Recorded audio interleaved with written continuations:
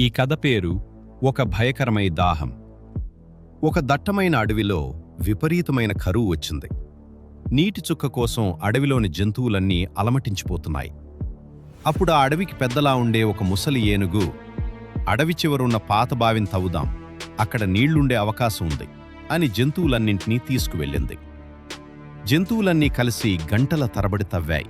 కాని బావి లోతులోకి వెళ్లే కొద్దీ అక్కడ్నుండి వస్తున్న గాలి అడవి జంతువుల అరుపుల్లాగా వినిపిస్తోంది. అందరూ భయపడి ఆగిపోయారు. కాని ఒక కుందేలు మాత్రం లేలేదు, ఇంకాస్త లోతుగా తవ్వితే నీళ్లు పడతాయి అని పట్టుబట్టింది. ఎవరూ సాహసించిన ఆ సమయంలో కుందేలు బావిలోకి దూకి తవ్వటం మొదలుపెట్టింది.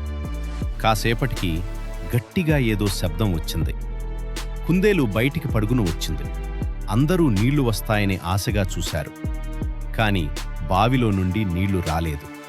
బదులుగా ఒక భయంకరమైన అమానుషమైన గొంతు బావిలో నుండి బయటికి వచ్చింది.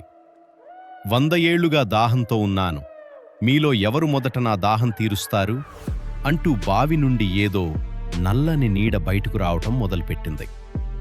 కుందేలు తెలివితేటలతో అందర్నీ కాపాడటానికి ప్రయత్నించింది. కాని ఆ రోజు నుండి ఆ అడవిలో ఏ జంతువు కూడా ఆ బావి వైపు వెళ్ళలేదు. ఇప్పటికీ ఆ బావి దగ్గర నీటి సవ్వడి వినిపిస్తుంది.